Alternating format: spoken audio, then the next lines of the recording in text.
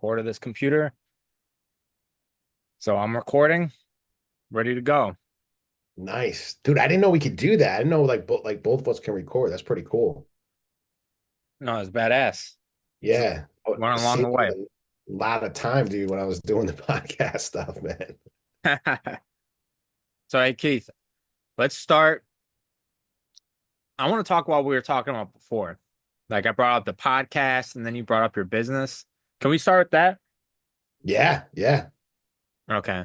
So again, Keith. So now it's official. Okay. So we cut it It's a right fit. here. Yeah, yeah. Dude, it's always awkward starting it. Like, all right, It how do we is. now start this off? Hey, but Keith, I really gotta thank you for this. I'm really grateful. I s- I told you beforehand I started a podcast in 2020, and I haven't launched anything since until January 2nd of 2025. And it wasn't because I didn't have the technology or I didn't know what I was doing. I knew what I was doing. I could put up a podcast. I just couldn't find anybody. Everybody's Yep, too scared to be on there. yep. And it was bullshit. Pissed me off. I'm like, I can't even find any guests. It really made me like, it really discouraged me for a little bit. And I took a break off of it. But everyone's too scared to get on camera. Like, I didn't realize how brave I was just to do this right now. And especially the same for you. Yeah, dude, I never actually really thought about that, but yeah, just doing this, like there's so many people that won't do it. And like I was telling you before, like when me and my buddy, another veteran, we started when we found like weed and started using that instead of the medicines from the VA and stuff. We started like a Facebook group called Canna Boots, and everybody was excited for us. They were like, "This is going to be so good! Like we can't wait to see what you're putting out." And we're like, "All right, like, would you follow us?" Nope, we didn't get one follower. Like even like family members were like, nah, nah, if my employer sees this, like the people are I think we live in this society that operates off fear. You know what I mean? So because like fear brings in money, it brings in ratings on Yeah. TV, it makes us feel inadequate with marketing. So everything that we do is coming from a place of fear, which is just such bullshit, dude. Everybody in society, they're just living in that mode or like the root chakra, like they're just at the lowest vibration. This is why everybody fucking sucks. And you got something good going on and they won't even support you. That's what it blew my mind. You said follow, not even jump on a podcast. Follow. Oh my God. Stuff like this makes me lose faith in humanity, honestly. No one's checking up on you. No one's watching you like this. This is weird. Yeah, yeah. Yeah, like and for me it drives the need for certain people to do this. You know, especially because the people that are a lot of the people that are doing this, like I had a hard time calling myself a life coach for like 2 years. I would not let it come out of my mouth because of all the bullshit that's associated with it. You know, when I first started, like on social media, I would see people that would call themselves life coach, and they were the most angry fucking people I've ever seen in my Yeah. life, dude. You know, they were mean to people, they were like nasty the way they talk to people and stuff. I'm like, I don't want to be associated with that. You know, and especially like coming out of I was in church for like 40 years, and there's this common theme where it's like all the good parts are for me, but then I'm just going to judge you and shit on you if you don't like reach the expectations that I think you should have, you know, and I'm like, I am not going to be that person that is do what I say and not what I do. You Yeah. know, like this is going to be like me. I don't want there to be a difference between my quote unquote business and my life. I want it to be one thing. Oh my God. Yeah. I love that. I love that. People don't realize that. People think it's the same thing with their jobs. You know, like they even bring back like the cannabis thing. Wait, you support cannabis, but you don't want your employer to see this. You're living two different lives. I bet you cheat on your wife too. You say you love your wife at home. No, it's the same logic. It's the same logic, man. It drives me crazy because you're probably the same type of person that would say I love you to your wife, and then you go outside of the strip club or whatever you fucking do. No, it's bullshit. You want to be aligned. I agree with that 100%. You want to be congruent. That's how it should be. You know what I'm saying? Because you can't, we're already living a lie as it is with our persona and our ego. Like, that's just what we have to do to get by in the world. Now we made it digitally. We did it with corporation. This is too much. This is too much right now. Yeah. Yeah. And dude, just imagine so with all the work that we have been doing, like I mean, separately, because we just met well a few months ago. You know Right. what I mean? But like fucking just hit it off like immediately. But all the work that I know you've been doing from talking to you, like the work that I've been doing, like people that are still locked up in that, I feel so fucking bad for them, man. You know what I mean? Because it drives their life, this fear just drives everything about their life. And there's so much freedom. And dude, there's still so much fear that drives my life.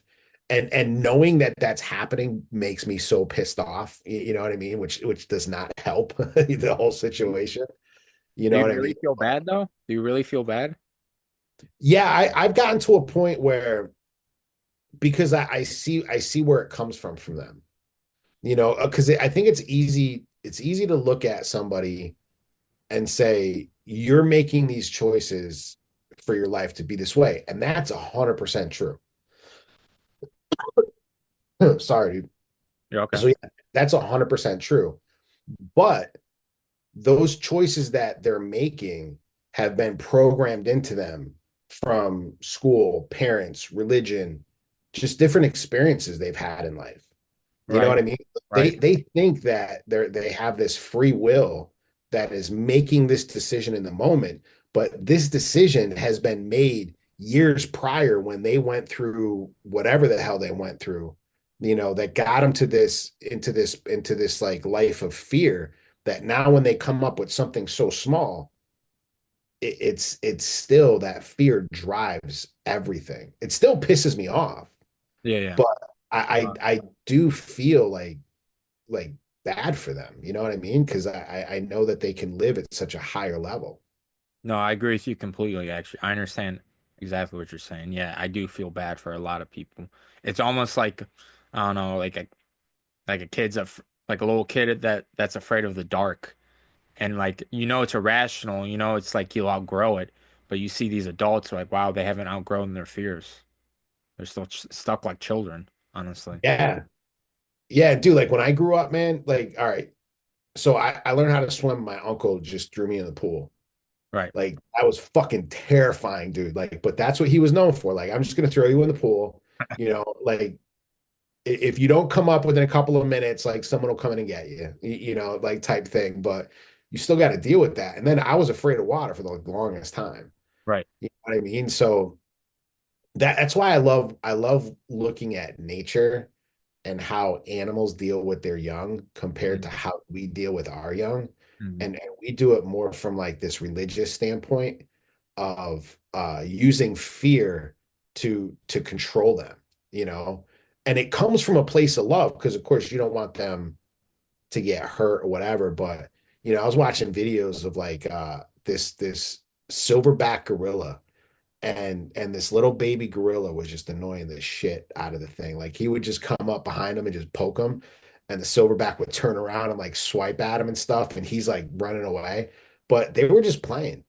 You know what I mean? And at one point, the silverback was just sitting there, and the little baby gorilla is just crawling all over his head and stuff. So just letting the kid be who he is. Mhm. And we've lost that, because like now growing up, you take a fucking toddler, a 2-year old, and you're like, no, and you expect them to be able to like sit back and logically think, okay, well, mom and dad said no, and they told me I'm going to get hurt if I do this, like their brain doesn't work like that yet. You know what I mean? They can't process all this Right. shit, but they will remember the terror of the fear that we use to control the kids. See, Keith, I like what you're saying because you're talking about nurture right now, correct? Yeah. See, like, I I don't know. I'm kind of more on nature because personally for me, I try to fit in. I try to go to school. I try to get a job. Like I just can't do it. Like I just kept on failing. Like there was one point, like I mean, like I've had plenty of bosses. I had plenty of people tell me, Enley, you're just a bad worker. You're a bad employee. You're a bad follower. You just can't do this. Like you're not cut out for this. And I really, and again, that caused a lot of fear in me too. I'm like, fuck, I'm gonna be homeless. I can't get a job. I can't live. I'm not gonna get a degree. I'm not gonna do this. This is what I'm saying. I think I was kind of just born like this. I mean, my parents would tell me all the time, like you're just too rebellious. We can't control you. You do whatever what you want to do. So sometimes I'm like, I don't know, like because I'm kind of like, and another example I'll give, like obviously we know Jarrett together, right? And Jared's doing big things. He's doing great things out there. And I use Jared as an example. People try to say something like you can't make money online, you can't do this. I'm like, yo, I got a homie named, I can hit him up. Want me to text him? I can ask him about this. And even if when I do show them proof, they still deny it. I'm like, it's right here. It's right Yeah. here. And they make up some bullshit. So I don't know. I mean, this is where the argument comes from. Like, I'm really on nature on this. Like, I really like want to believe it's nurture, but like, I don't know. I don't know. I don't want to be set in my ways. I don't want to be closed-minded. You can Yeah. see my bias right now, but I don't know because you are right. Like what you brought up with the gorilla, like I have seen nurture in action. So I don't Yeah. know. And I think it's a combination of both nature and nurture. I mean, it would You have to be know? at the end of the day, right? I mean, Yeah. that's Because kind of that the conclusion dude, I'm at. that was the first thing that drew me to you. Like as soon as we met, I was like, this dude, so you've been called like rebellious, you're not a good worker, you're not a good student, all stuff to like chip away at your confidence, your self-esteem. But dude, you're a disruptor, man. That's who you are naturally. Like you question shit, especially dumb shit, because there is so much stupidity that goes on, especially like in the workplace, dude. Yeah, And or even like people that are trying to better themselves and they come to you and like maybe like you as a trainer, like they come to you and they're paying you for your knowledge. And you're like, okay, do this. And they're like, no, that's not gonna work for me. hmm, And they haven't even tried it. You know what I mean? And so yeah, that's the thing I love about you, dude, is you're a disruptor, dude. And we need more people like that that aren't for sure. afraid to stand up. Dude, all right, my favorite philosopher, and I Uh-huh. don't know much about him. Okay. It's this dude named Diogenes, I Yeah. believe. Hell yeah. Hell yeah. He, I know what you're talking you know about. what I'm talking about? Yeah, Yeah. yeah. And Alexander the Great, when they came in and he conquered that area, and Diogenes was sitting out on the beach, and Alexander the Great rode up on him, and he was like, "Look, I've heard so much about you. I want you as a teacher. Like, let me know what will it take for me to like. I'll pay you. I'll give you whatever you want." And Diogenes just looked at Alexander the Great, and he goes, "Get out of my way. You're blocking the sun." And I'm like, dude, that's what we need in this world, man.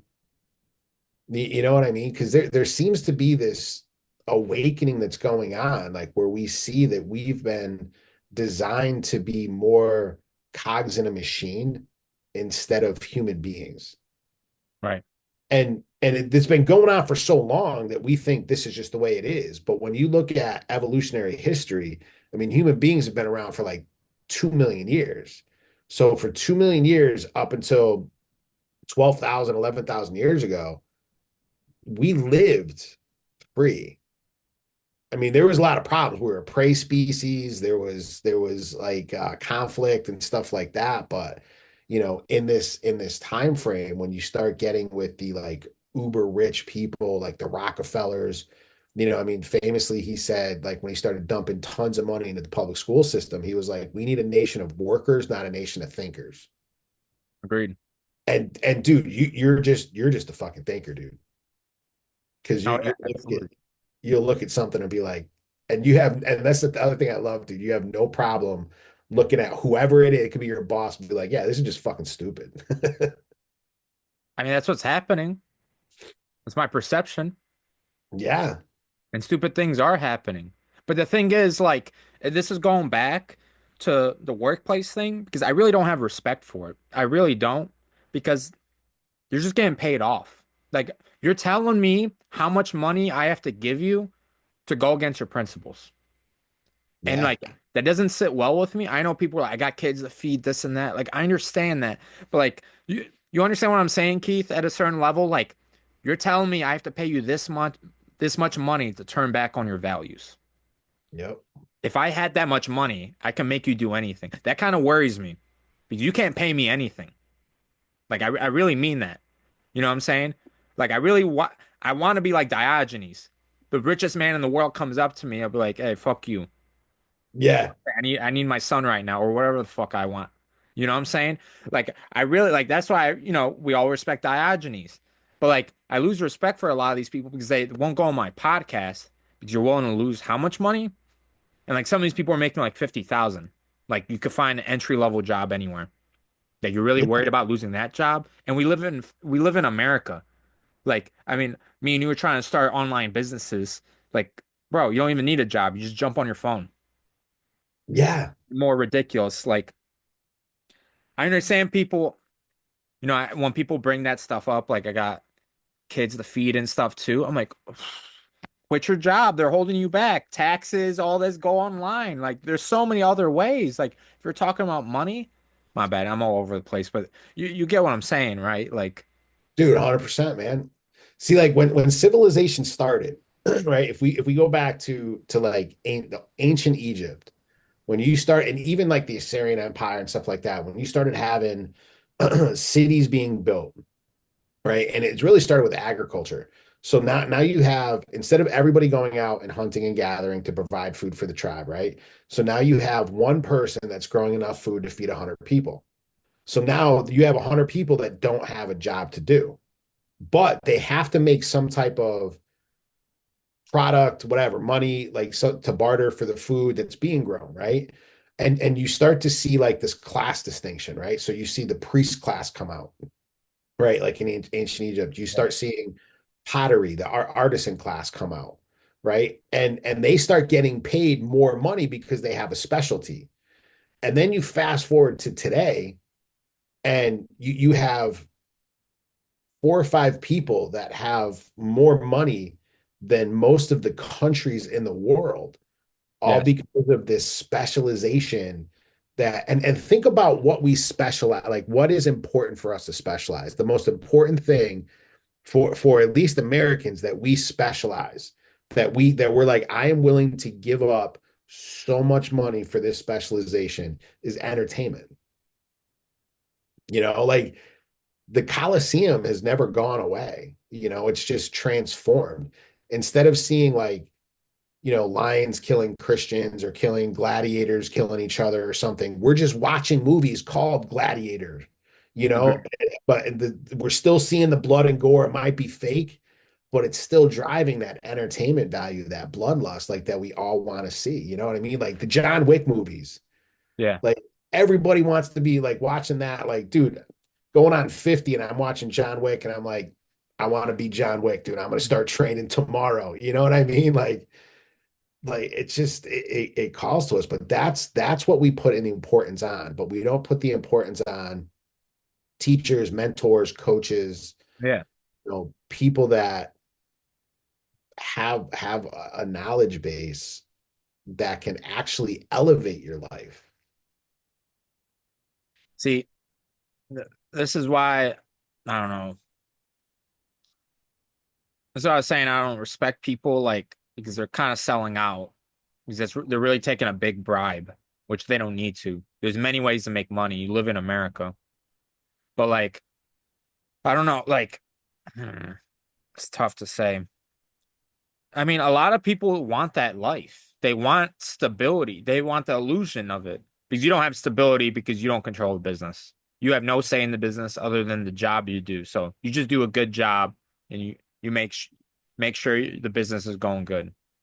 But like they're choosing that. They want all these things. This is why sometimes I'm like, is this just nature or some men just made to lead? Because like obviously like there's a couple people with all the wealth. They led themselves to wealth and there's a bunch of people working. There's plenty of options. I want to say this is a lack of perception.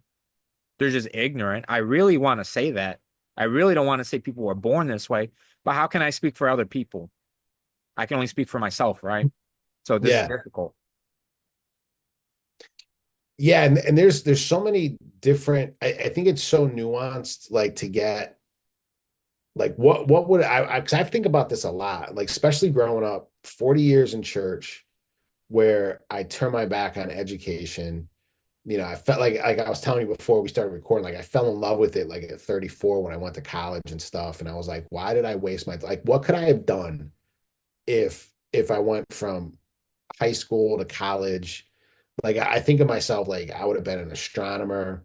Yeah. I don't think I'd be smart enough to be like an astrophysicist or something. Like the math like scares me, but just like what could I have done? But like you said, the perceptions and our perceptions are based off the experiences that we have, and specifically the meaning that we give to those experiences. So, and since everybody is different, like we can have two of the same experiences, and I can give it this one meaning that makes me motivated, pushes me beyond my comfort zone, and you can give it this other meaning that shoves you deeper into your comfort zone. You know what I mean? Keeps you limited. And I think a lot of people are living almost blind. Like this is the way life is supposed to be. Get up, go to work, come home, have dinner, watch TV for a couple hours, go to sleep, get up, go to work, have dinner. You know what I mean? Like this routine based thing as if we're just machines. You know, See, there's no chance to just experience life. like I tell people, I hate when I have this conversation with people because I live in Ohio, right? And I'm like, no, like it drives me crazy because it's your culture. Get the fuck out of the state. Get out of the country. And I really mean this. Henry Ford started this in Michigan. He started the 40-hour work week. He decided my employees are going to get 2 days off. This started in Michigan. That's a 3 hour drive for me. Well, that's a 3 hour drive. That's a 3 hour drive for me. You know what I'm saying? Like it's a part of your culture. Get up, work, go to sleep, wake up again.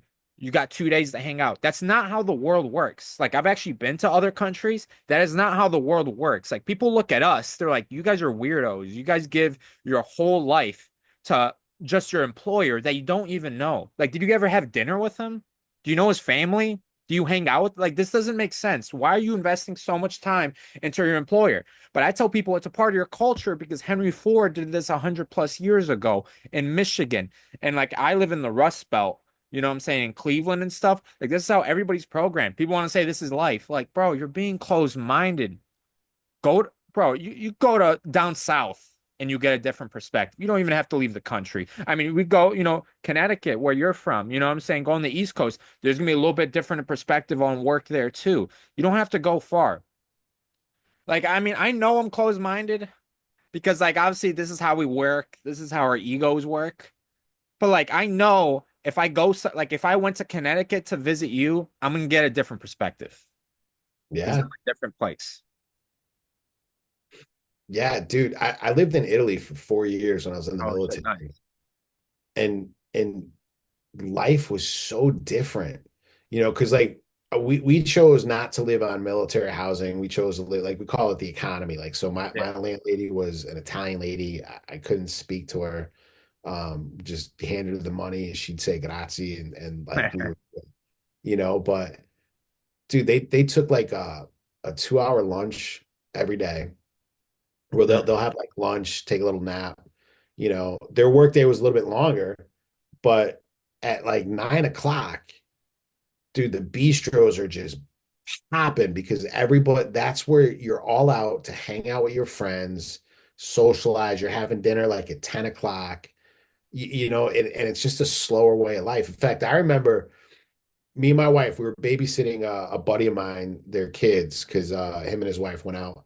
And we were just walking in a stroller, and this old Italian couple just came up and just picked the baby out of the stroller, right? And we're just playing with it for a minute. And there was no threat whatsoever. Like if that happened in the States, I would be like throwing haymakers, dude. Like, what do you Right. do? You know what I mean? But it is so different. But we get so locked into, especially like the whole Merca thing, you know, like this is the way life should be, and all these other countries are just fucking stupid for not living this way. But if you look at the stats, we're low on education, we're low on healthcare, we're low on just overall happiness. You know, most of us are on some type of antidepressant, anti-anxiety medication, you know, all this stuff. So there's definitely something wrong with the way that we're living. Oh, there's something wrong. I think there's something horribly wrong. We live in a dystopia. No, I mean like America, Yeah, all America is good for. I mean, I'm a foreigner. All America is good for is you make money here. Like foreigners that I know, like because I talk to a lot of them, like Emily, you don't find a wife here. You don't live a life here. You work, and then you take that money into another country. Like all it is business here. And obviously, if you just make everything that cold and calculating, obviously this place fucking sucks. And the worst part about it is, and I'm saying the culture sucks because the country is insanely beautiful, insanely big. I mean, the amount of people, the diversity. I mean, like people want to say only people speak English here. I mean, there's so many races of people here. I mean, first of all, part of the country 100 years ago was a part of Mexico. I mean, the amount of Spanish speakers that are here. I mean, there's some places in America you would think you're in Mexico. Like people don't even realize how diverse the damn country is, and then they try to tell you what life is. Like, bro, you haven't been anywhere. You have no idea what you're talking about. And if you have been anywhere, it's been through a computer screen. Like it's just you haven't been anywhere. You can't say anything. But like, yeah. yeah, go ahead, go ahead. I'm sorry. No, it's just like what you said is like, man, my brain like takes laughs on me because like my it starts running and I start thinking about all this stuff. But like you said, they're told what to think. Like one of the things that I think have happened in the last like 20 years is we have given up our our right to think for ourselves. And now we let some type of news organization, whatever it is, whether it's one that's associated with the right or one that's associated with the left, do our thinking for us. Whatever they say, that's a God-given fact, you know, and it's all propaganda. Right. Just that's all it is. Like we have to get back to breaking away from that and being able to think for ourselves.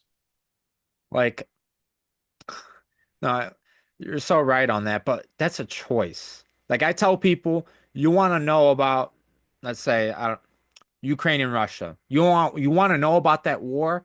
Go to Ukraine. Go find out for yourself. And people, oh, I don't got money. I don't have to do anything. Then remain ignorant because I haven't been to Ukraine. I am ignorant on the war.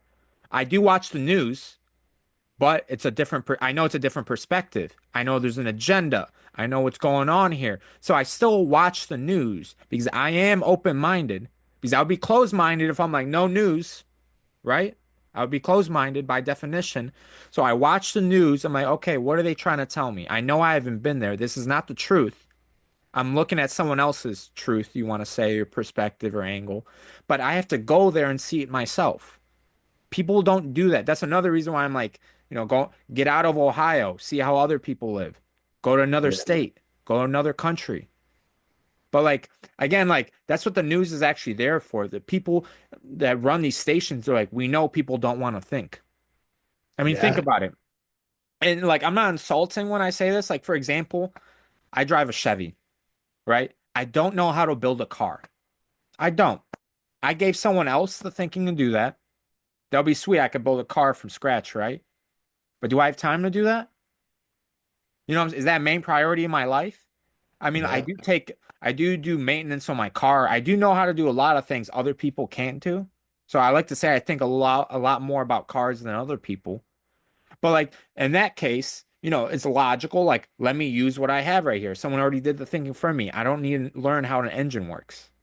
But the thing is, how far are we going to take it? You know what I'm saying? Like, there's some Right. things that are reasonable.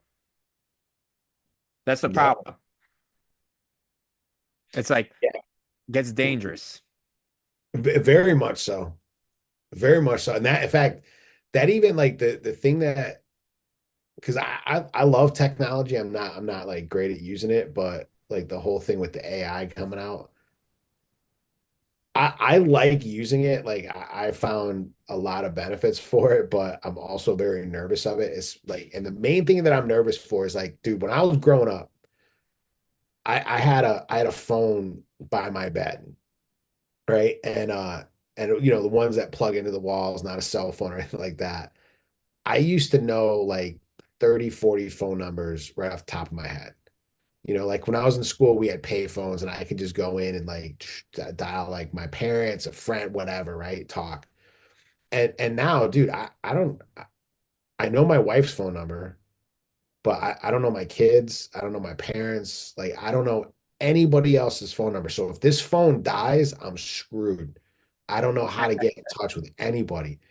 And AI, I think, has the ability because we can go in and get all of these answers so much easier than even just going on Google. Like I generally use like Chat GPT for like my Google searches now. And if I don't start exercising other parts of my brain, I'm just gonna start losing that. Like, you know, again, it's gonna be a thing like where I'm creating this persona that doesn't think for myself and then just waits for something else, whether it's a person or an AI technology to give me my answers for me. You know, so I have to actively choose to start doing things to bring like to exercise my mind so I don't lose the ability to think. Exactly. Yeah, humans pick the path of least resistance, so it's just natural. I was I'm 29, so about like 15, 16 years old. No, yeah, 16 years old, I got a phone and I knew everybody's numbers. I had a million numbers just like that. I'm probably the last generation that remembered numbers like that. And now, yeah, I'm the same exact thing, same exact way. And you're right about that. And that this happens at any age. I mean, like, kids don't even know how to socialize anymore. You know what I'm Yeah. saying? It's just like they don't need to. They do it through technology. We are forgetting a lot of things, but it makes sense. You're not doing the thinking. Thinking takes calories. Like you're burning calories when you're thinking. And if you're not using it, obviously because you're conserving calories. This is how we're made as as an organism. Like we're actually winning in life. You know what I'm saying? By thinking less in a lot of ways. So this is like our evolution or like you know, advancement as a species. I mean, it's kind of going against us in a lot of ways with technology.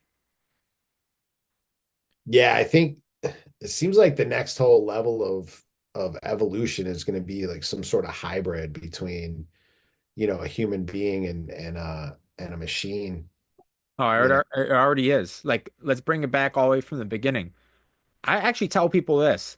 I'm like, so you're on my podcast. Couldn't that be, and let's say you say something wrong, you lost your job. Can you just say, that's not me? That's pixels on a screen. That's you're pointing at a computer. I'm right here. I'm not being a smart ass either. And then I could take it even further. Use AI to generate me into a conversation because technically right now, Keith, we're not speaking to each other. You live in Connecticut. I'm looking at my screen right now. You know what I'm saying? Like maybe this is being manipulated right now. I don't know. But like technically, we didn't even meet. Like I'm at that age because I never thought my ego was entangled with technology. I'm like, I'm right here. Just because someone says something like, what about this? Better example. Keith, what happened if I made an Instagram account of you? I screenshotted a picture of you. I made a bunch of posts. Like I just copied your talking posts, right? Made a whole account you, right? And then I started saying, I don't know, a bunch of hateful, racist shit, sex, whatever, you name it. And then people come after you. They're like, that's not me. Hey Keith, that's your profile picture. That's you speaking on camera. That's you. No, it's not you.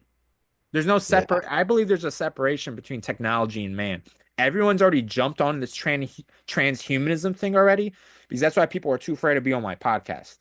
Like, this or people are too afraid to follow your Facebook page because couldn't someone hack your account and follow your Facebook page?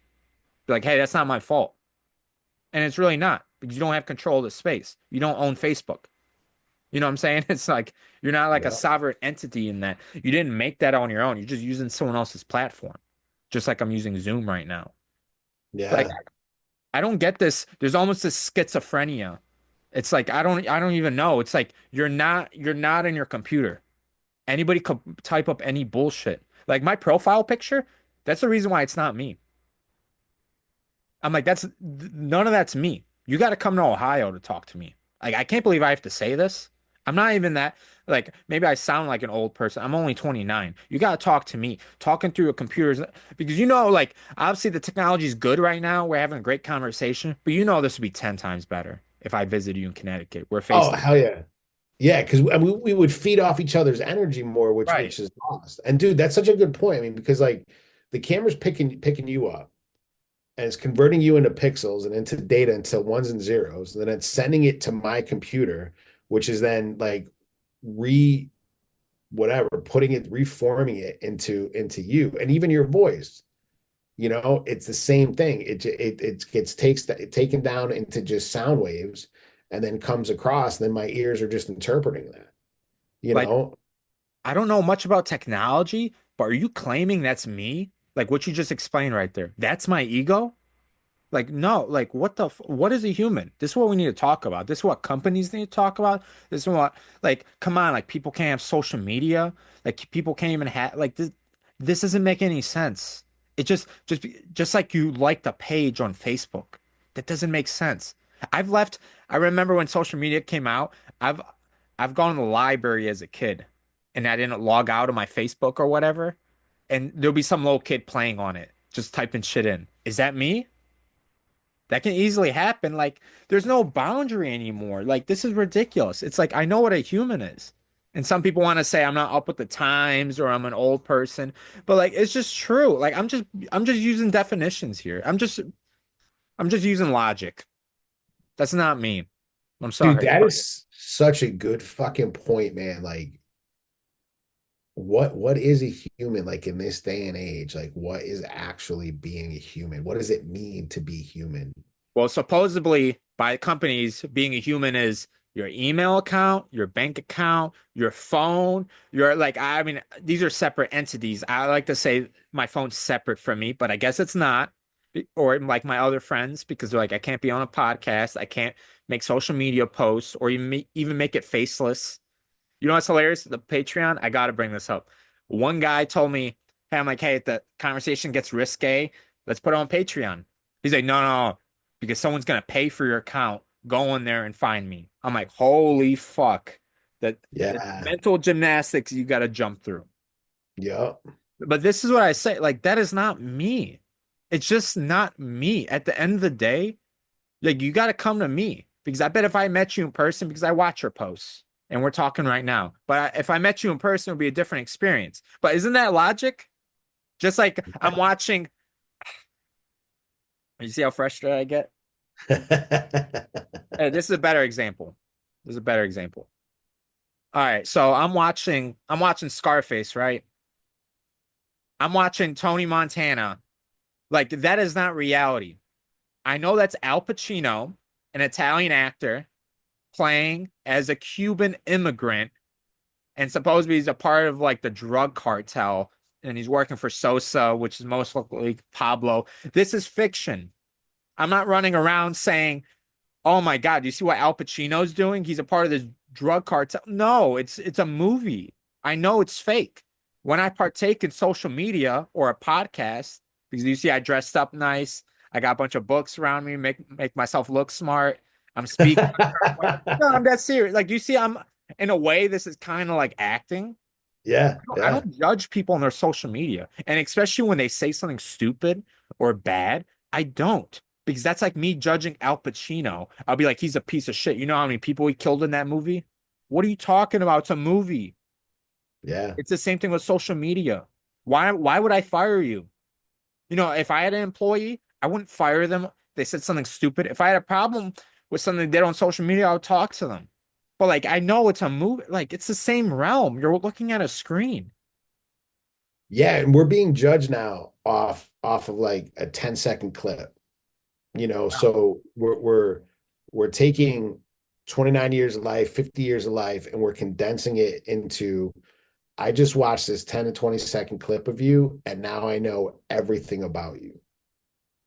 Right. And Right. dude, you don't know anything like anything about me. Especially like the division in the country, like politically, where it's just one side hates the other and the other hates right back. And I can't I can't like align with the fact that everybody out there are just assholes that need to just be put down because they don't agree with what I may agree with. You know what I mean? There's reasons, there's things that have happened in life, there's belief systems, there's experience that they've all experienced that brought them to this point. So their life is so much more than just this condensed 20-second video. The problem is the bandwidth. If we're talking about human beings, it's so small. Is that even people my age, I realize like, I mean, one thing that's helped me with my bandwidth are books. You know what I'm saying? Yeah, Great for your focus. But I can't even talk to someone my age. Like it sucks. I'm like, hey, can we talk about the topic 3 topics ago? Like I wasn't done talking about that. Like I'm that guy in that conversation. Like people were like, I suck to talk to. I'm like, you're moving too fast for me. Like, holy shit. Like slow down. And this is the problem. People are making such fat, like, I mean, oh my God, just like, it's just way too fast. You can't learn anything about anybody like that, just off of a clip. Like, it's ridiculous. And then you're having this emotional reaction against them. Like, this is, again, like, this isn't someone's ego. I can understand if you did this, if I met you in person and we had an argument, because that's actually real life, but you're doing it through a screen. And then it's like, even more ridiculous. It's like, this is what I'm calling it schizophrenic. It's split-minded. Like, everyone's absolutely fucking insane. It's just like, why, like, that's not me. That's not, you didn't meet me. You're getting emotional at looking at a screen. That's all you're doing. Like you're yeah, getting mad at a bunch of pixels. Like I don't know how to break it down, ones and zeros. Like my laptop screen right now, it's very thin. That's what I would be getting mad at. Or my little phone. Why don't people realize they're getting emotional over like inanimate objects? Like that would be me. I don't even know. Like, wouldn't that look like a crazy person? You saw someone talk yelling at a wall? Yeah, this guy's nuts. yeah, Someone getting yeah, yeah, emotional over their phone. Oh, this yeah, guy's nuts. No, no, no, he's actually perfectly fine. Like Trump's a bad guy or whatever you want to say. Whatever, whatever opinion you have about anybody. Like, what? You've never met this person. Like, yeah. Dude, it'd be like going to a museum and looking at a piece of art on the wall, and you're being like, I don't like that, and you start yelling at it. right. It's like, yeah, you're a crazy person. Yeah, That's just what it yeah, is. It's just like you're a lunatic. Like that's just what it is. When people act like this, like I mean, this is what I see. I mean, to be honest, I don't give people shit because they probably are mentally ill because you shouldn't be that emotional off a 5-second video where people's attention spans are. Like it's just like what is going and again, like I'm not pissed off at Al Pacino for selling drugs and being a part of a drug cartel because he never was in one. He never was. That's what it is. yeah, I learned this, a better example, from fighting Muhammad Ali. So everyone's seen Muhammad Ali. He was revolutionary in a lot more ways than you think.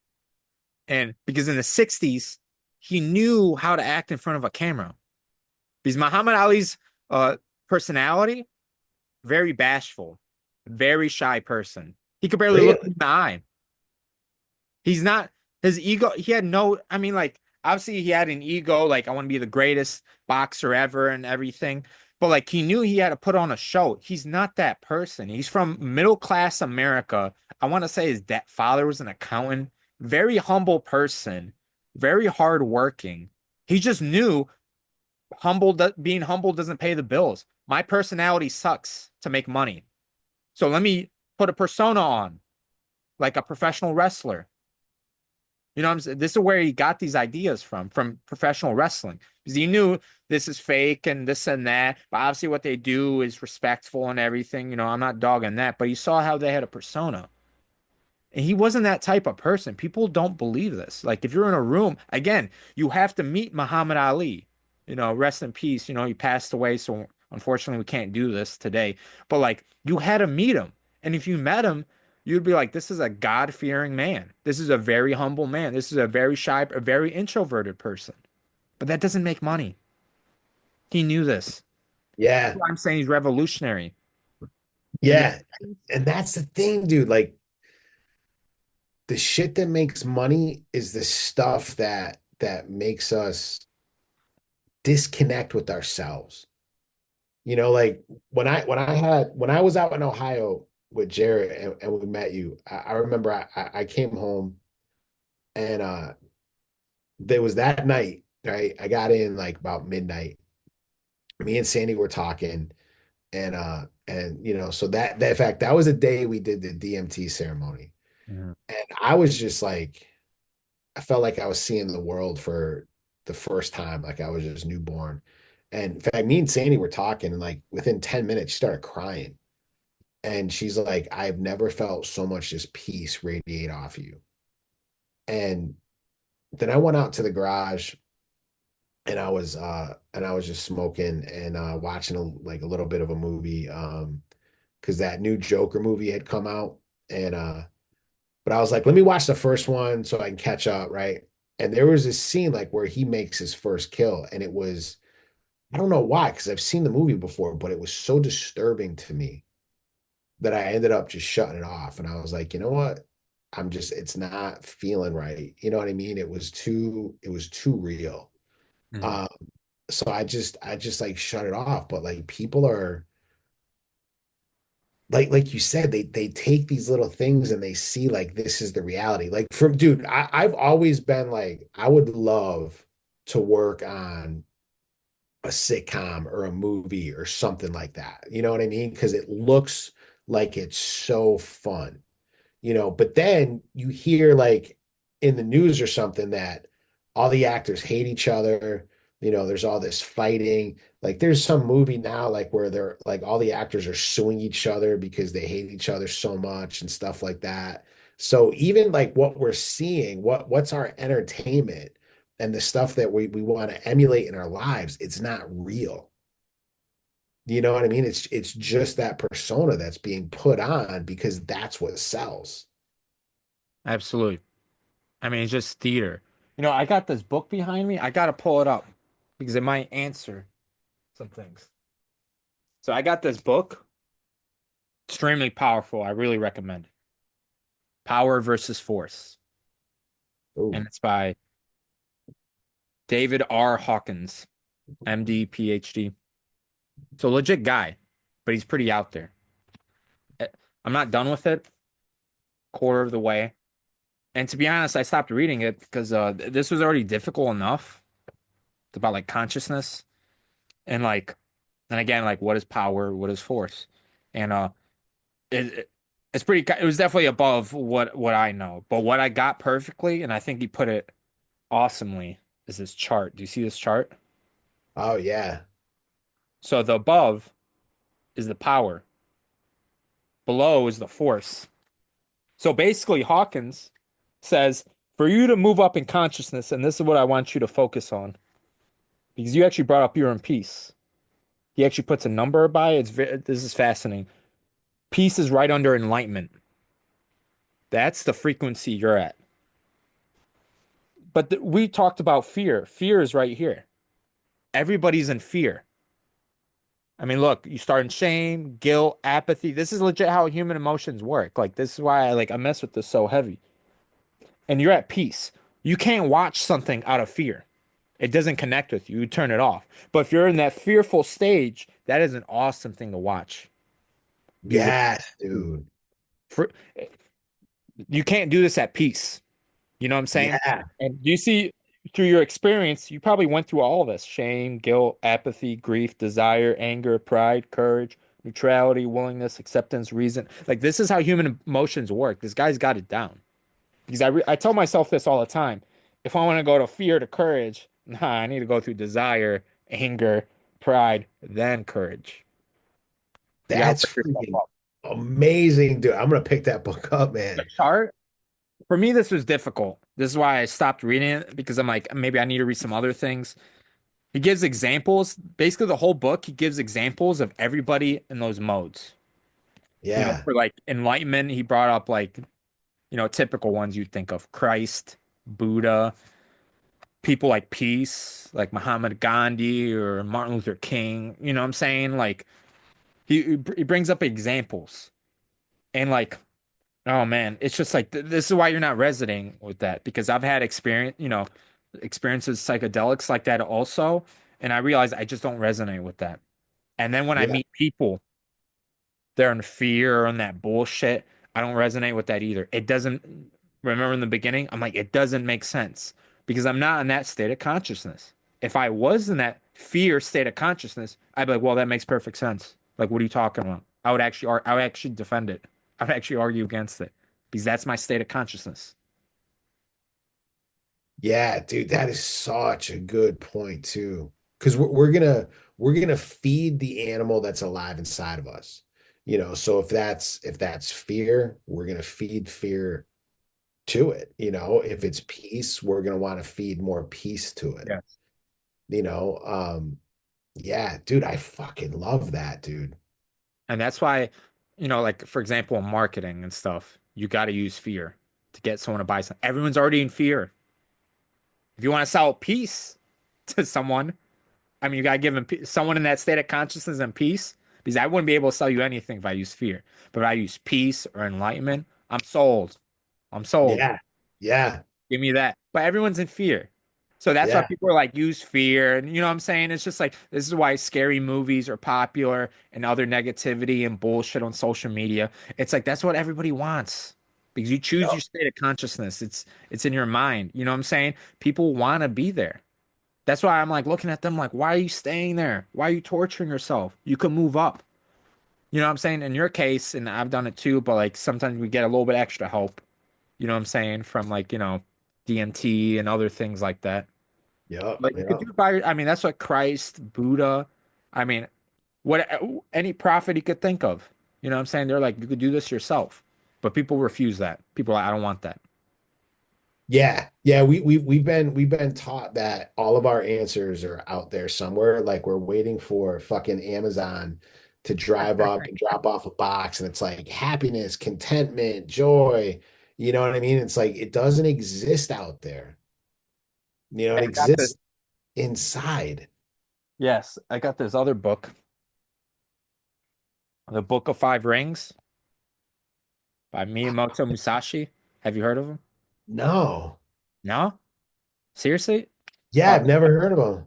this is actually a really short read. This is a big book, but it's got a bunch of nice pictures in it. But it's a really short read. But basically, Musashi, and trust me, this isn't a tangent. This is onto what you're saying. Musashi was a Ronin samurai. So a samurai with no master in like 1400s Japan. And he had no formal training. He was just fighting people to the death by himself. He was just jumping to wars. This guy was an animal. And he went 60-0 in duels, just Damn. one-on-one with people. And you gotta remember, he's a masterless samurai. He didn't have a samurai. He didn't have a katana. He just used a metal. He just found a log and just like carved it, beating the shit out of people. No, no, like with a wooden stick. It was basically a training stick. That's crazy. And this guy, he's got a quote, and I might butcher it a little bit, but basically he says, there's nothing outside yourself. If you want to get stronger, faster, richer, smarter, wiser, it's all inside yourself. Do not look outside, look within. And he actually did it because he was actually a homeless man running around Japan, killing people. And now he's like Japan's like I don't even know like what to call him. I mean like they have so much pride in this guy. You see this guy all over the place in Japan. You know what I'm saying? Like that's where the samurai, like the wandering samurai motif comes from, like in movies and stuff and like westerns and like it comes from this guy. But he said that himself. This guy actually became, and to give him more validity, after fighting, he's like, this is pointless, gave up the sword, and eventually became like a Zen master, died in a cave, like meditating. So this guy, some people actually claim this was a Buddha like figure, like he did attain enlightenment. Yeah. No, Yeah. but that's the biggest part. Like with this guy, like that's so fucking true. I tell people that all the time. And another thing too, that's a hard thing to admit because I could say it for myself, because then I have to say, oh, it's my fault that I'm not rich. I'm not. stronger. I'm not wiser. Like I say this to people that get pissed off at me, and I realize I'm kind of attacking their ego. It's your fault. You know what I'm saying? Yeah. Yeah, but it's the most truthful thing that like people need to come into Yes. awareness of. Like it's about responsibility. You know what I mean? Like taking because all we do is react. You know, we because since we're always in that fear mode, and that fear mode is always going to operate in the fight or flight response, the survival mode. And when we're in that survival mode, you know, like when we were a prey species, if we were running from like a saber-toothed tiger, like we're not going to sit there and be like past like this beautiful like open field and be like, all right, wait. Can we just like look at this for a little bit? I mean, just look how beautiful this is. You know what I mean? Like we're going to get killed, right? So parts of our brain shut down. In fact, like we lose sense of time, our digestive shuts down, Yes. all the blood like goes to the extremities, like to help us run faster, fight harder, all that stuff, you know, but then there comes to a point where you see the fruitlessness of that, you know, and you see that peace, even though it's looked as a weakness, like especially in this culture, is so much stronger because you can still do all that stuff. You know, like dude, like 2 years ago, I play pool on Friday nights, and 2 years ago, there was a dude who was like real fucking angry. And there was another guy on my team that he was real quick with his mouth, right? And so this guy, he had like a beard, but it was one of those really patchy ones. Okay. And so my buddy was talking to somebody completely different about a guy that's probably going to end up being a professional pool player. And he was talking about how he's like, when I get LASIK surgery, I'm going to be able to beat this guy. Right. And he's been saying this for years. So it's just like, oh, all right, dude. Yeah. You'll beat him. Yeah. Good for you. You know what I mean? Just kind of let it like roll off. But this other dude, the dude with the patchy beard, was friends with that guy and was like, "You better shut your mouth." And I'm like, "Damn, dude, you're that triggered? Like your buddy that's going to be a professional pool player is so scared of this dude that you need to fight for him? You know, like that's pathetic, dude, right?" So, but I'm just sitting back watching and it's escalating more and more. And then like some pushing started and this was like almost like over my son-in-law. My son-in-law has like what do you call it? A cage in his back. His back is completely destroyed. So he gets up and he just puts his hands out and I was like, all right, everybody just calm down, right? And his hands were like on them both. And the dude with the beard like grabbed his arm. He's like, "Don't touch me. I'll take you out." You know, and it's that posturing. They're like fucking chihuahuas, dude. Like everybody's just like me, but nobody's doing anything. You know what I mean? So then my daughter, who she's kind of like just feral. She comes running up out of nowhere and she's like, "Let go of my husband." And she goes at the dude. Right. So I'm just again just kind of like sitting there and then I hear my son-in-law go like, "Let go of my wife." So I'm like, all right, I'm done. So I get up, I go over, trying to just like push the guy back. I am calm as hell, dude. Like I've never had this experience before where I was like calm in an altercation like this. I'm like, dude, it's not worth it. Just back up, man. It's so what, you know? And then when I heard that he had grabbed my daughter's wrist, I'm like, all right, we're done. So I just stepped the leg around, grabbed him by his waist, bam, slammed him as hard as I could, split his elbow open, and it landed on top of him. And then I was just looking, I'm like, all right, we're done. We're done. Like helped him up. Now that makes me feel real cool. The next day, I couldn't fucking move, dude. Like my whole right side, I pulled every muscle from like the top of my head to my like smallest toe on my Right. foot, dude. I could not move. But like peace brings a power to that, like where you can be the guy that can handle their business, but you can be also the guy that doesn't need to handle their business because most of it is just chihuahuas barking at each other. You know what I mean? So That's what my that book. yeah, dude. That's what that is. Because you Yeah. can't. you're going to lose to someone with that consciousness. If we're talking about that, you're going to lose to someone that's coming from peace, or even worse, even enlightenment. Be fucking scared. Like if you came across Christ, you know what I'm saying? You try to hurt him or Buddha, it's not going to go well for you. I don't know how it's going to go, but it's not going to go well. You're not winning. Yeah. Yeah. No, there's no way. You can't. I You realize can't. I realize that in fighting in general, because everyone thinks you got to be angry to fight, right? If anything, like because I realize because neutrality is the middle part. I realized I had to be neutral and above, or at least above my opponent. Because if I'm coming from fear, which majority of fighters are coming from, like, fear against fear, that's a good fight. But if I was one step ahead, or like if I was at courage, you know what I'm saying? Like I'm beating that. I'm beating that Yeah. person. Doesn't matter. I mean, Customato, Mike Tyson's coach, he would say boxing is 5% physical, 95% mental. And I believe it's the same thing for MMA because I've been guys that are better than me. I've been guys bigger than me. I've been guys stronger than me, faster than me. There's no way on paper you're losing, Emily, and vice versa.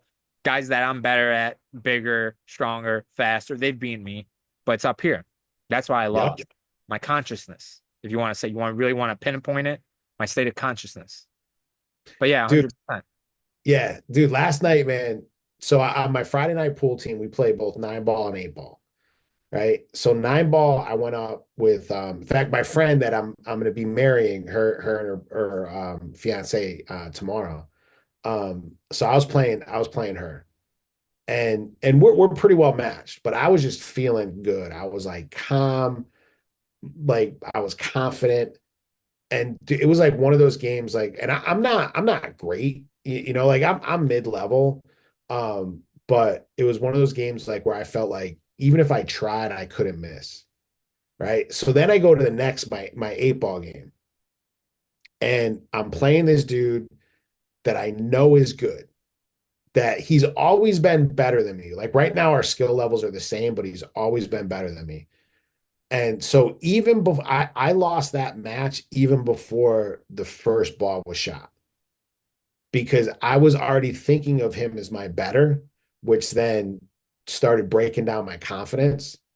And I was like, dude, I would take a shot, like a straight in shot, and I would miss the pocket by like a foot and a half. The ball would go off this way. And I'm like, what the hell was that? And my dad came up to me, he goes, I was looking at you lining up. He goes, you lined that thing up so off, man. And I was like, I'm just like camped out in my head. And I ended up losing the match. It's yeah, it's the mental, that's where it's all gonna start. It's always been there from the beginning. Yeah. Always been our foundation. And People like, I would say like that's the biggest thing that like we as just people need to learn is to stop looking externally for happiness and contentment and peace and the things that we want in life, and start looking internally. That's where it's going to start. and the thing is, this is going back to before, you need bandwidth to do that. You can't do that in 5 seconds, which you No, train yourself on social media to do. That's another problem why people are like, I can't achieve it. These are bandwidths that small. You know what I'm saying? You know, they need they need an update. You know what I'm saying? They need that yeah, big. yeah, yeah, That's a yeah. problem. That's why Um, people put limits on themselves. do you know Eben Britton? Yeah, yeah. Jared. Oh yeah. Yeah, so I'm reading his book, and I was like, all right, dude, I gotta get in touch with this dude. I was just resonating with so much with like what some of what he went through. Like, I mean, in the NFL, Right, I mean, right. I did play Pee Wee football, but I'm thinking that's a little bit different than actually being in the NFL. But we had like such an amazing fucking talk, dude. And it was all about just slowing down, like remembering your humanity. You know what I mean? Because I think one of the things that we could do, especially like people that are on the path, like a spiritual type path, is start living specifically spiritual. but we're human beings. So we're observing spirituality through a lens of humanity, Okay. but we want to drop that because in that humanity, that's where we have the emotions that we consider bad, like anxiety, depression, anger. But all those emotions are fucking amazing. You know what I mean? In the right context, Right.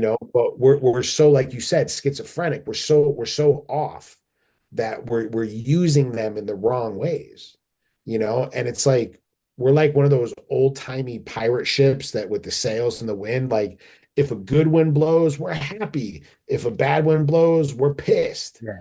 You know what I mean? And then when we're pissed, we got to snap at everybody. We got to like treat everybody like shit. Or even like this thing that I've been hearing a lot lately, depending on how people treat me, that's how I'm going to treat them. If they're going to be a sack of shit, then I'm going to be a sack of shit. I'm like, all right, now we're just creating a big pile of shit. You know what I mean? Like it's so liberating getting to a point where someone can treat me like shit and I could be like, that's cool. It means absolutely nothing to me. I'm definitely not there yet, but Right. I mean, it's all ego, yeah, and it's yeah, coming I'm from like closer. fear. Yeah, yeah, Obviously, like, you bring up like I brought up like Christ and stuff. Like Christ didn't care what people did to him. I mean, like he got embarrassed, he got humiliated in front of people. People spat on him. People fucking threw shit at him. Like, you know what I'm saying? They put him up on a cross. Like he didn't give a shit. You know what I'm yeah. saying? What were some of his last words? Father, forgive them for they know not Yes. what they do. I'm like, all right, dude, much less if somebody just whipped me to the point where it just ripped all the flesh off my back, exposing my ribs and stuff, put a crown of thorns like inch and a half like into my head, nailed my hands and my feet to a cross. I'm gonna be like, Father, destroy them. Like, make them burn right in front of me, but make it last, dude. You know what I mean? Yeah, Like, yeah, dude, I stubbed my toe, and just because I'm not looking where I'm going, and I'm fucking yelling at Sandy, my wife, yeah, yeah, like, why'd you put the chair there? And she's like, I haven't fucking touched the chair, you asshole. Like, you know what I yeah, mean? But like, I need someone to blame, dude. You yeah, know what I mean? Like, yeah, dude. And that's the place I want to get. And it took me a while to understand that when somebody is acting the fool and then it's pissing me off, it's not because of them. It's because what they're saying, what they're doing is triggering in something inside of me that I'm like mirroring, and I don't like that part of myself. So yeah, I got to go back at them. yeah. And Projection. yeah, yeah, Totally. No, I understand completely what you're saying. Like, I mean, this is such a hard conversation to have because if we knew the solution, we could end wars and have world peace and there'll be no divorce and everyone would live happy together, right? It's difficult to say. I don't know. Because obviously I'm not like people should be victims. You know what I'm saying? Like obviously don't take shit. I'm definitely not for that if you could defend yourself. But at the same time, I'm not saying go out look for revenge. I don't know. yeah. And that's it. Like a lot of people I talk to like that, like that's like where they'll go. They'll be like, oh, so if someone spits on me, I should just take it. Like, no, dude. No. So I was playing pool with this dude once, and I felt real bad for him. I think he had like the beginnings of Parkinson's because he like shook so bad, Hmm. and like playing pool, when you're shaking and you're trying to keep your stick straight and hit a ball straight, like shaking is not good for you. And so part of etiquette is like if you're about to shoot up at a pocket and I'm standing like kind of in your line of sight, I'm supposed to get out of your way. You know what I mean? That way there, just in case, like there's nothing that you can say, right? But the pool hall is like so packed on Friday nights that sometimes it's hard to stand like out of people's way. So I'm playing this guy and I haven't seen him in like about a year and a half. So I think he stopped, but um he was missing everything. And I wasn't as good as I am like now. But I was just clipping away like one ball at a time, and I was going to get to the point where I was going to win. And then he's going to take a shot. I'm standing like 5 feet behind the table, but I'm in his line of sight. And I feel like I'm locked in. So he's shaking like crazy. He takes the shot and he misses bad. And he looks up at me and he goes, "You're standing in my line of sight. You ain't supposed to do that." Right. So my first reaction was to be like, "Fuck you, dude. Where do you want me to go? Like, you want me to like actually step outside while you're shooting, come back in? You're still gonna fucking miss it, shaky.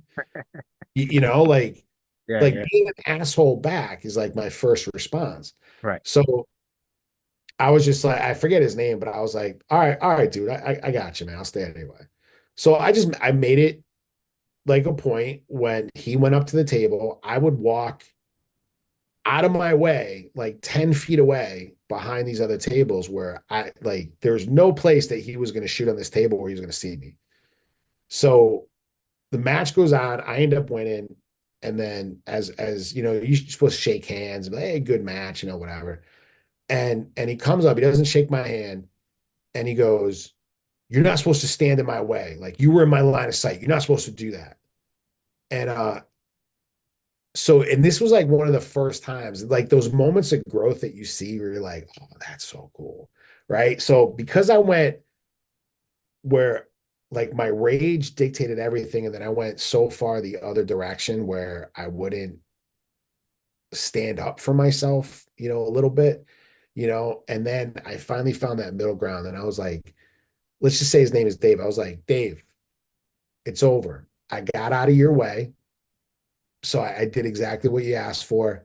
Good match. Have a great night, dude. And then turned around and walked away. So I was assertive with him, said what I had to say without anger, without being an asshole, Hmm. and then just walked away. And that was the last I ever heard. And I think for me, like that's the place I want to get, you Yeah. know, um, unless I got to hip toss someone again, which I don't think I'd ever be able to do again, dude, but yeah, being observant. Fact, dude, all right, I know I'm rambling. You're okay. One of the best stories I've ever heard. So this guy named Ed Parker, he Yeah. Parker. created, Yeah. yeah, the I used to American do Kempo. tempo. Yeah, I used to do Yeah, tempo. oh, dude, I used to do Kempo too. That's so Yeah. cool. I love American Kempo, dude. Yeah, hell So yeah. have you ever heard the story of his teacher when he came to visit him? He used to carry this like metal briefcase, right? And he Yeah. was just this little Chinese dude. And he gets off the plane and he walks out of the airport, and some dude comes up and grabs him and grabs his briefcase. And the dude lets go of the briefcase, pins the guy's arm, does like an uppercut right under his elbow. Boom. His elbow just snaps. And then he had a teaching like whatever you break, you try to fix. So he snaps the guy at the elbow, comes around, drops down, and then hits it back the other way, just breaking it even more. The dude just falls out in pain, screaming. The guy picks up his briefcase and just walks over to his taxi cab as if nothing ever happened. And I'm like, that's the control I want in my life. Agreed. I mean, I guess it's going back to like Christ. He's Christ. I mean, he's God, right? So he, all those people that are disrespecting him, can he just snap his fingers, blow their heads up? Couldn't he just make them burn alive? He could do anything he wants, right? He's all powerful, but he Yeah. didn't do it. He didn't do it. Think about like the one time he got pissed off. If you remember the story, like the money changers in the Right. temple, Right. right? Where I mean, he pulled a whip off the wall and started whipping, but he did it to the religious class. Hmm.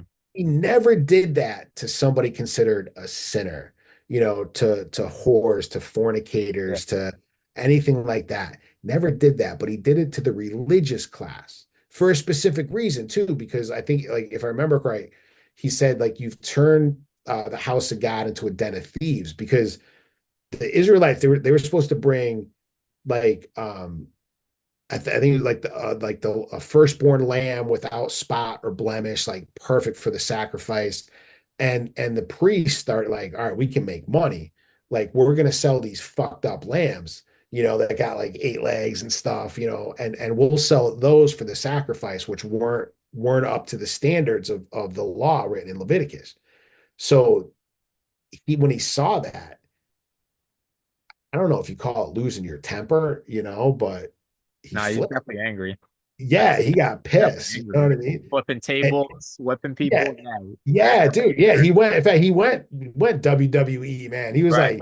like body slamming people onto the tables, dude. Like, yeah, he went nuts. Like, you know what I mean? So there's a point to that, and we should be able to do that, but in the right context. Right. And it's like, that's what's difficult, man, because you realize if it was the right context or not after the situation. Like, oh, damn, like I got the anger the best of me. I've just spazzed out on a bunch of people. Or like I didn't speak up. I didn't have the courage. Like I just let evil happen in front of me. Like it sucks. The thing is, it's a risk and you just need to take it. You need to be brave. That's what it seems like. You gotta be willing to mess up too. That's the craziest part. It's like you might actually do something really bad that you might, spend the rest of your life. You gotta redeem yourself.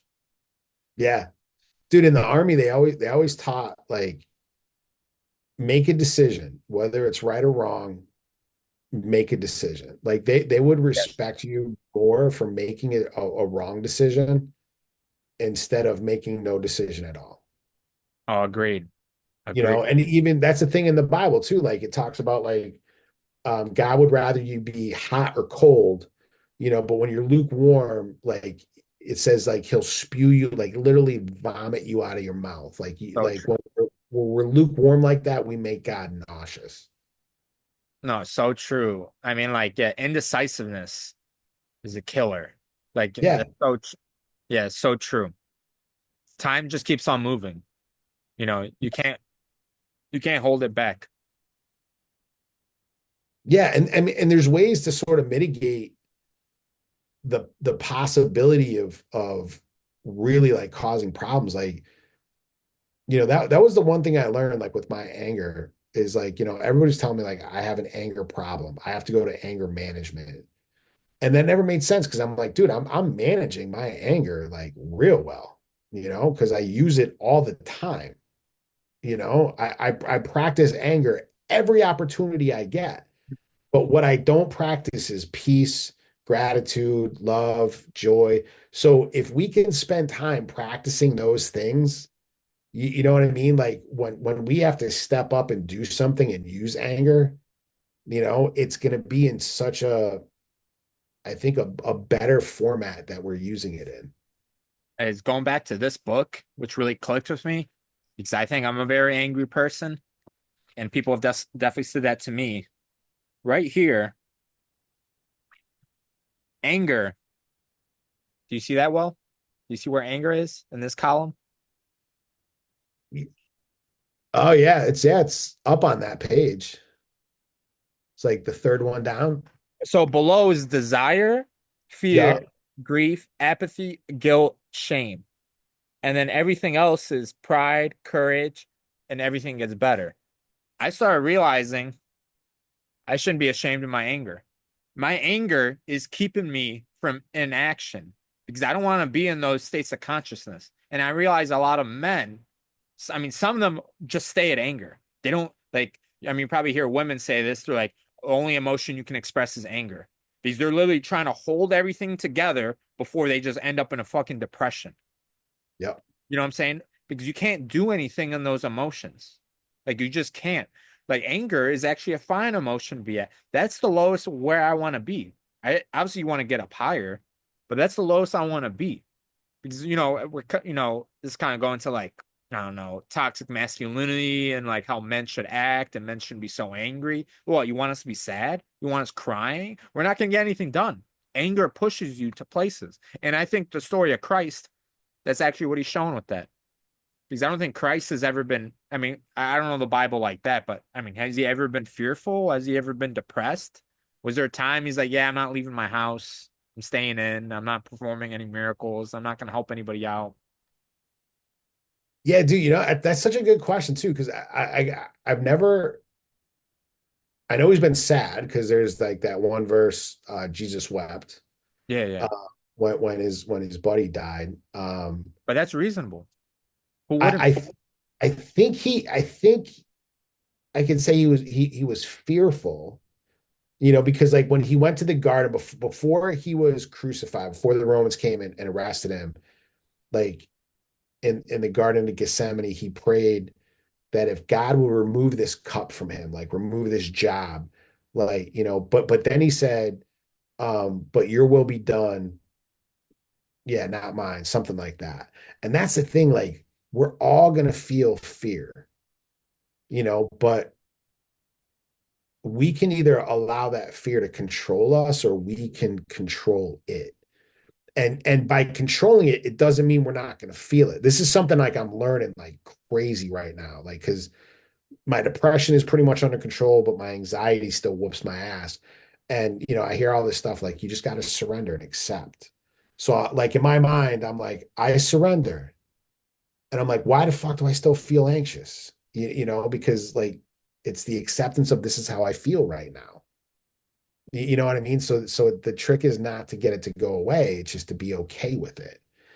So he was okay with being afraid and still said, I'm still going to step through Yeah. that fear and do what I got to do. See, Customato, Mike Tyson's coach, and you should look into him because like I've never heard anybody else explain fear like he has, which has really Mm. helped me out.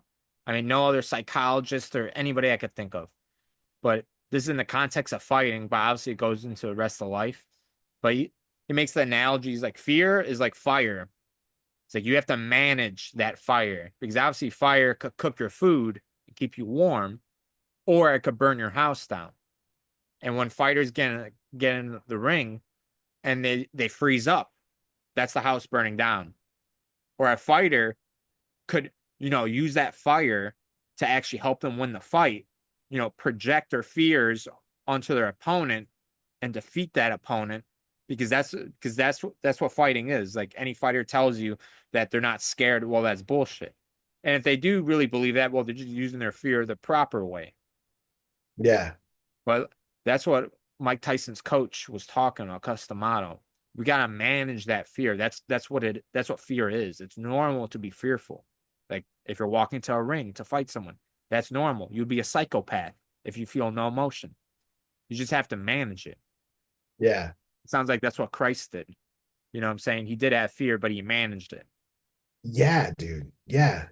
And like you were talking about like the whole toxic masculinity and like, how men should act in the world and stuff. And I think that that's one of the biggest things. Like there is a fear that is I can't be authentic. I can't be vulnerable.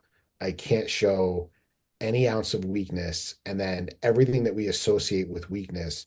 So anything associated with like the feminine is weak to the masculine. So love, um, you know, just being happy, being content, being peaceful, kindness, like I've heard this stuff like constantly. It drives me crazy. Like being kind is a trauma response. I'm like, how the Yeah. fuck, dude?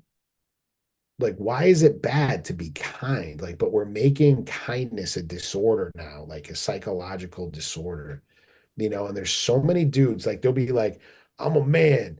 I will, anybody that stands in my way, I will fuck them. I'll kill them, whatever it is. They're the toughest, like, well, they'll tell you they're the toughest guys in the world and be like, all right, tell me your biggest fear. Be vulnerable.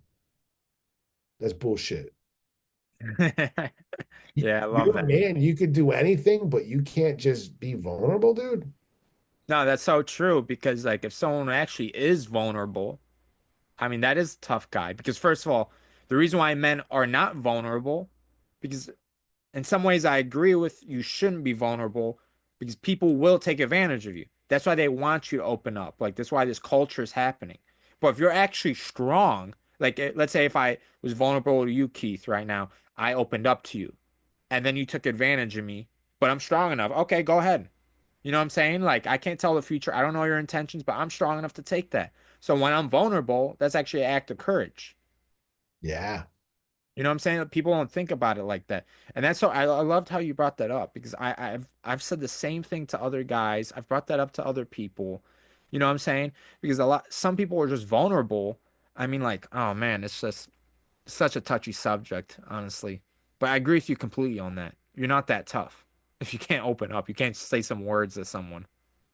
Dude, I always tell everybody like I have cried with some of the toughest dudes I've ever met in my life. I remember this dude, John Stopa.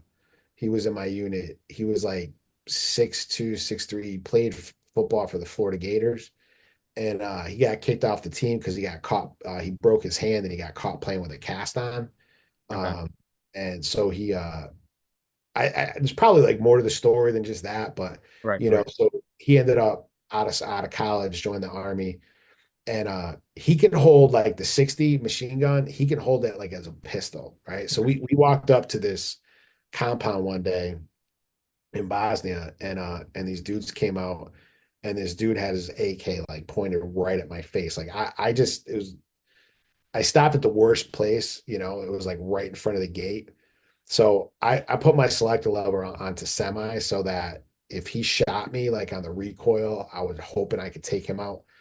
And my platoon sergeant's like, Stopa, why don't you go over and back Keith up, right? So he comes over with the 60, locks and loads it, and just like arms straight out, dude. And that thing is like 20 fucking pounds, and he's just holding it there right at the dude, And so the dude takes his hand off the gun and stuff, and he backs up. But me and him, dude, we spent time like sitting on my cot in Bosnia, like crying because we were so fucking miserable. And there was other dudes that I knew too. Like there was one dude, he became a medic for the special forces, and as he was going through the selection process, he shattered his hand, and if he went to the medics, he would have had to be recycled. So he would have to do the entire after he healed, he have to do the entire selection course over again. And so he did the last 2 weeks with a shattered hand. Um, and then I was still like in church at the time, and he was a part of our church. And when he came back, like this dude could not sing, but he got up there and he just wanted to praise God for like what God brought him through. And he got up there and sang like a special song in front of everybody. And I just sat there. I was like, I wouldn't have the courage to get up and do this. And this dude is SF, man. I mean, some of the toughest dudes that I know are in touch with their emotional sides. I would actually claim it to be a man. You would have to be. It's kind of I stupid. 100%. Where did this bullshit come from? Like, like I don't know. Like, men are like, I don't know. Like, it doesn't make any sense. Like, I think about it with fighting, like MMA especially. Like, I'm like half naked out there. Yeah. Yeah. And if I get knocked out, it's in front of a bunch of people that will record me and stuff. Like, that's not vulnerable. It's like, what are Yeah. you talking about? Or even like what you're saying, like, I mean, you guys were in Bosnia, away from your families. Anything could happen. Like, you brought up a dangerous situation right there. You're telling me you're not vulnerable there in a place where you don't speak the language, you don't know the culture. Like, I don't know. Like, everyone's got different definitions. They're twisting words around. I would say a lot of men are pretty vulnerable. You know what I'm saying? They don't say it to certain people because it was just I mean think about it. You'd be giving information to the enemy, like a war analogy. Like would that be Right. smart? Right. No, I don't think so. But Yeah. obviously you have to be vulnerable. I mean, we're human beings. Everybody cries. You know, Yeah. we all did it since we were babies. You know what I'm saying? Yeah. Yeah. And there's always like that extreme, like, like like I think everybody knows like a person like this that, like, hey, how you doing? Like, life sucks. You know what I mean? Right, right. Like they're so openly vulnerable with everything. It becomes like a drain. Like you remember the movie Airplane? Um No, I don't think I've seen it. oh dude, there's this one scene where this lady is just talking about her life and it's so depressing that everybody that she talks to ends up like killing themselves right next Oh to her. God. Like in the plane, like one dude just hangs himself. He's just hanging there and Oh stuff. shit. And then the next scene, she's talking with somebody else, and the dude opens up a door and just jumps out of the plane. Is this a because comedy? oh yeah. It's with Okay, good context. yeah, I'm like, it's oh, this sounds depressing. oh dude, it is one of the funniest movies Okay. that's out there, dude. Yeah, so you can be like there's a time and place for it, you know what I mean? But when you don't have that outlet for it, it sits inside of you and it collects and it just becomes toxic. Yes, yes. You know what I mean? See, like, I mean, this is why like Stoicism is so popular. Yeah. And this just came to mind. In college, this is when I'm like, college is fucking bullshit. This is the last straw. Like, I minored in psychology, and actually, the APA, the American Psychological Association, came out with basically this paper on Stoicism. This was in 2017, basically saying Stoicism should be eradicated. This is like it should not exist. Men should not be following this. This is extreme. This is unhealthy. And I remember like my classmates and stuff. I remember because Stoicism was popular like 2017. So I'm talking about Marcus Aurelius and Epictetus and stuff. And then you got like, whoa, what is he talking about? There's not, no, you don't talk about that around here. Like, this is amazing what it's done for my life. But I was when the paper came out, and they obviously don't know what Stoicism is. And I don't think the average person knows what it is. If anything, it's about being extremely emotional. It's just Yeah. you're not showing it. It's just you're managing your emotions. You're processing your emotions. It's not neglecting your emotions. Because that's the best way to be emotional when you neglect them 100%. That's the best way to be, like it's just everything's inverted. It drives me crazy. How did this Oh, happen? dude, 100%. And Well, like, that's the thing. Like I heard this thing, like, all right, so the psychology of today, because I love like you always share videos of Carl oh yeah, Young. yeah. And I'm like, I got every time I watch one of your videos that you put up at him, like I gotta read what this dude wrote. I gotta listen to some of his lectures, like because it's nothing like the Freudian psychology, but Have you read into it's Freud? I haven't even read because I've never really I both like psychology and can't stand psychology because like I think that a lot of the people that are into like therapy, and I've been to a lot of therapists, dude, Yeah, yeah. and there's been two that I've connected with. Right.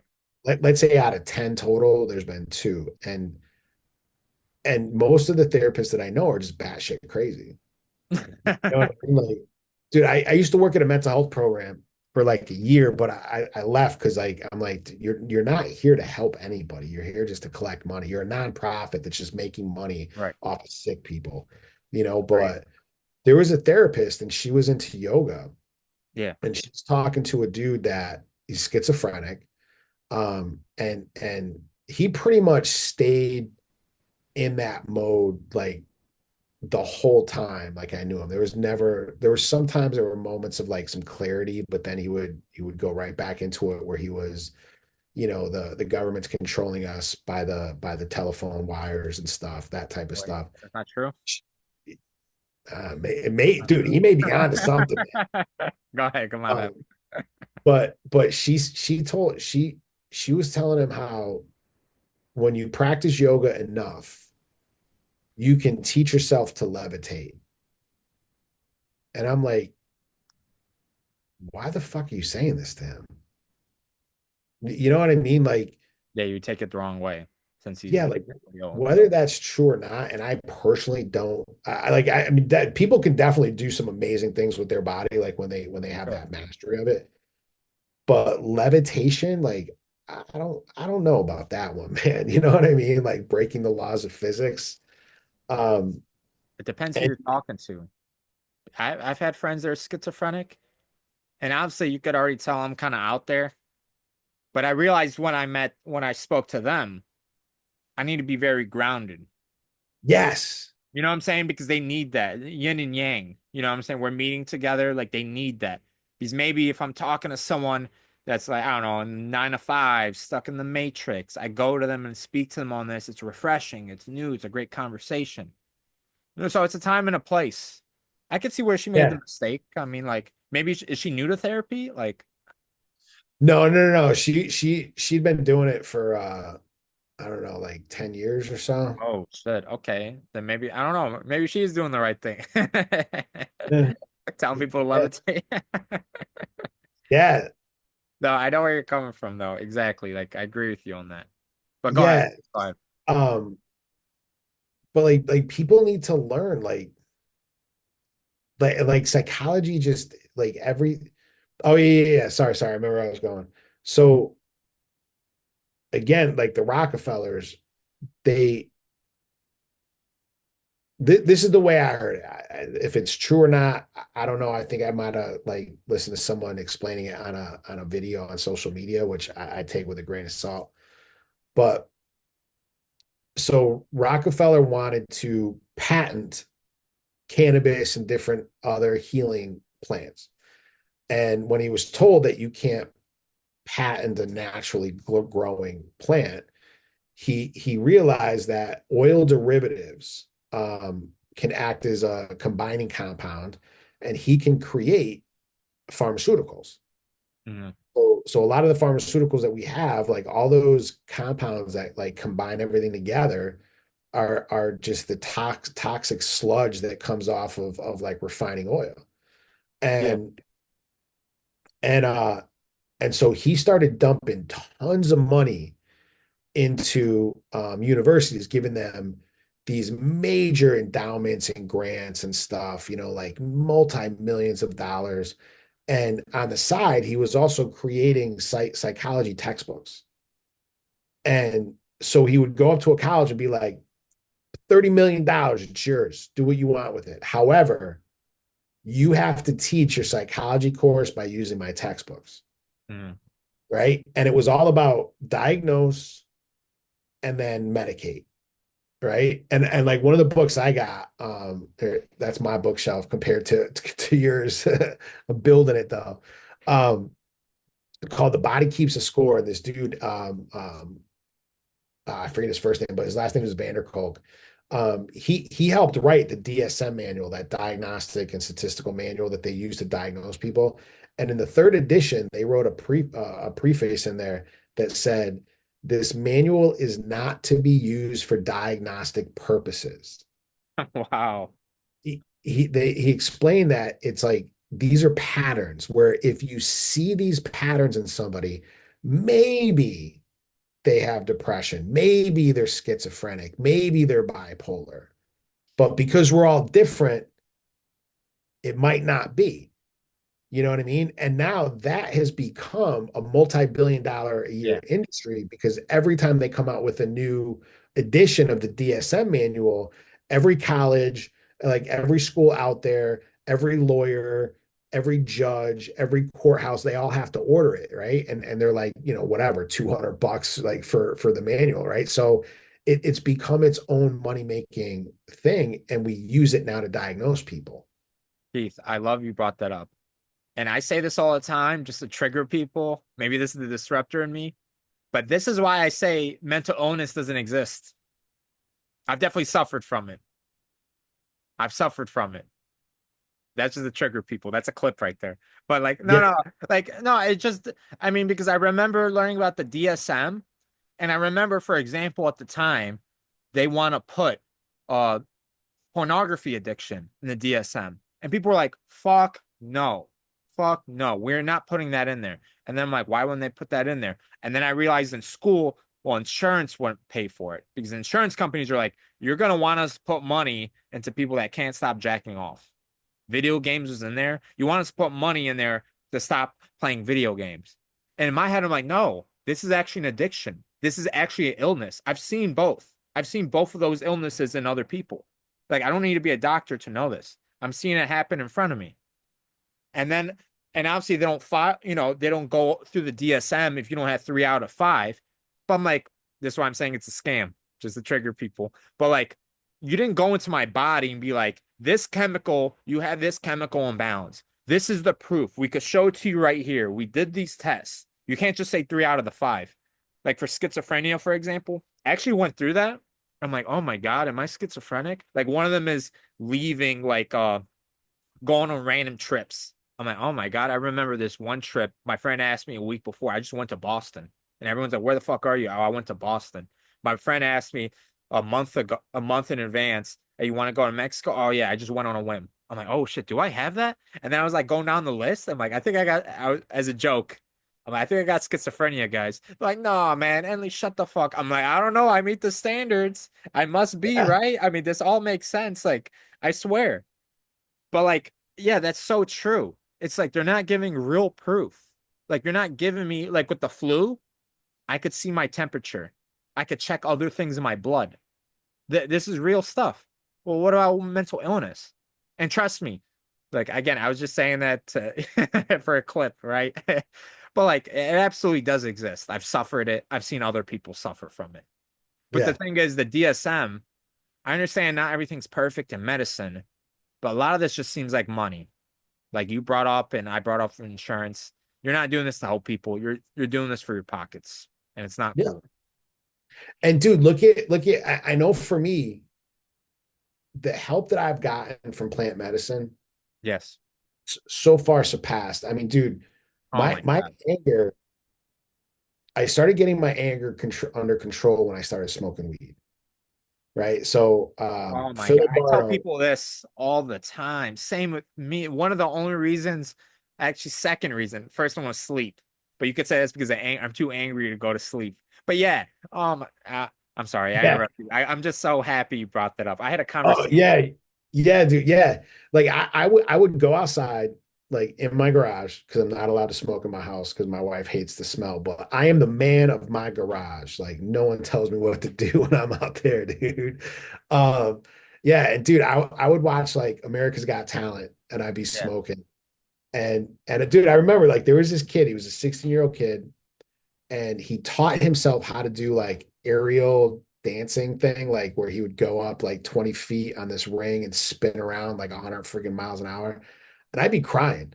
I'd be like, it's so beautiful. He did this himself in his backyard, man. Like, it's so beautiful, right? But like Phil Lombardo did this whole study on time, and he wrote this book called The Time Paradox. Okay. And and uh and there's this little blurb in there about how cannabis makes us introspective, right? So Oh, psychology tells us meditation, yoga, like those things, it makes us introspective so we can connect with the internal world. Fucking so does cannabis. yes. Now, Yes. if you're just smoking, like, I just want to get lit, it's not going to do anything for you. You'll hit your goal. You're going to get high, but that's going to be it. But like I used it to start connecting myself with gratitude and practicing that. And without working on my anger, dude, it just went, the scales just shifted. Like to the first time, like me and my wife had an argument after I was doing this for a while, and I was so calm. I was so calm, I was so compassionate. And she was like, what are you doing to me? Like you're messing with me. And I'm like, no, no, I'm not. And she almost like started flipping out on me. Like, because it was so off of my normal response to an argument. You know what I mean? And then meeting other people, learning about ayahuasca, learning about other plant medicines and stuff. And I haven't done that yet, but then having this chance to go out and meet Jarrett and do the Wachuma ceremony. Oh my God, dude, I didn't feel anything, but I connected so deep that it opened up stuff like things that I thought were the reasons why I do things like Wachuma has the spirit of the grandfather, and the grandfather would be like, bullshit, dude, go dig deeper.